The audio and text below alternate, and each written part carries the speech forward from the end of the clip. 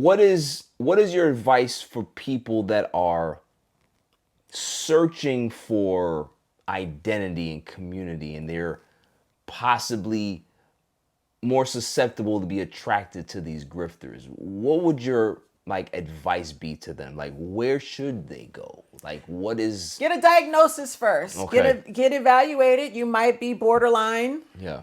If you're narcissistic, those two are severely codependent personality types, and they're going to struggle with being on their own and being independent and having an identity. Narcissists don't have identities. They like to attach, they're parasitic. They like to attach themselves to others and steal people's identity. They call it destiny swapping. I fucking hate that term. I do not believe in destiny swapping, but people explain that, destiny swapping. According to them, because I don't use it. It's like a narcissist trying to steal your whole destiny and make it their own. Okay. Exchange personalities, just absorb everything that makes you you, and they claim it and they move on with life, taking what you... And leave you in rubble. Yeah, and it's bullshit. Nobody could take your destiny from you. So what would you call it? Mirroring. Narcissists do this thing called mirroring, and you can Google and research that. There's a lot of psychologists that discuss mirroring, but it's them basically copying your whole personality because they don't have an identity. Right. Exactly. And they do this with every partner. They do this with their coworkers. They steal from people bits and pieces of their personality, social climb. A lot of these celebrities, if you watch them, they jump from podcast to podcast. They all do it. But they're building themselves up, jumping on these podcasts, taking a little piece here and there and there and there. Or they hang with certain cliques, or they hang with certain people, and they start dressing alike.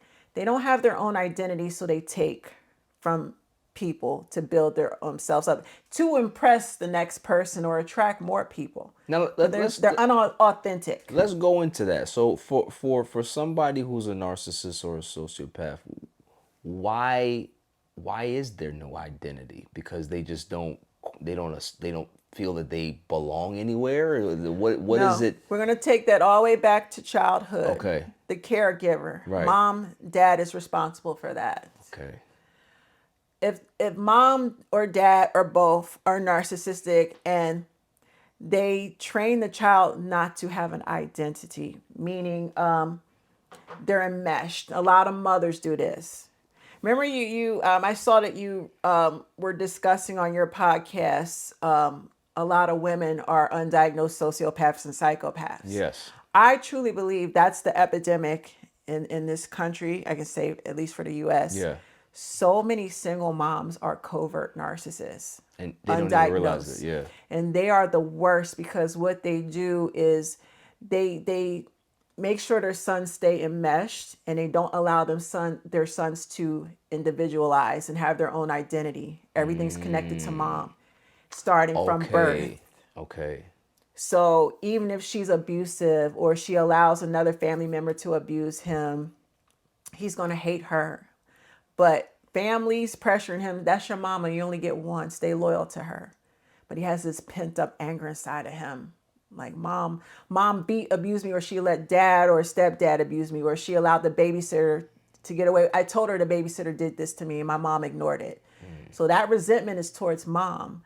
But because he feels a sense of pressure to stay loyal to her, it's that enmeshment. She's groomed him to stay enmeshed and not to have his own identity.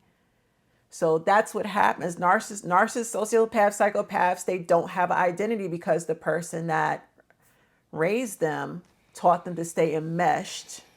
That's what happened, I feel, in the Rob Reiner situation. Why Nick murdered his parents. That's totally what happened. That's what happened. Yeah, because, with him, Rob Reiner, that kid dealt with drugs his entire life. Why did he get on drugs, though, at 14, 15 years old? Because his parents... weren't there, probably. They were there, but, I think with these Hollywood parents, they give their kids anything they want, rich, spoiled, and that's where it starts. That's what I mean, in regards to, not being there. You're present, but you're so busy that it's okay, well, I'm just going to give you this. I'm just going to give you this because I don't have time to spend time with developing who you are, imprinting my morals and all all of the good qualities in me onto you. I don't have time because I'm building this life and I'm trying to give you a better life, not realizing you're literally creating a monster over there. And there's an emotional disconnect. Correct. Because Yes. children in early childhood, they need the emotional Yeah. development. You deny them that and you replace that with gifts and money and toys. Yeah, you're going to create a spoiled, entitled young monster that will grow into an adult monster. And what you also get as well in those rich situations is that you always have the nanny there, right? Yeah. So the nanny is the one that's raising the kid instead of the actual parents. And with the power dynamic, dad might be more abusive than mom. Mom is the enabler and coddler. Dad beats and abuses the boy. The mom goes behind dad's back. Come here, baby. Let mommy baby you. So coddling is abuse, even though it's spoiling and babying a child. And then there's the aggressive type of abuse coming from dad. Or it might be reversed. Mom might be the aggressor and dad is laid back.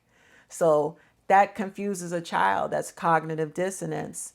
And he grows up, he has resentment towards both. And the parents keep playing this game of give away, give and take, give, take. I'm gonna put you in rehab because I don't want to deal with you. Right. But because I'm a Hollywood star, I have to tell the public another story and make it look like we're a happy family.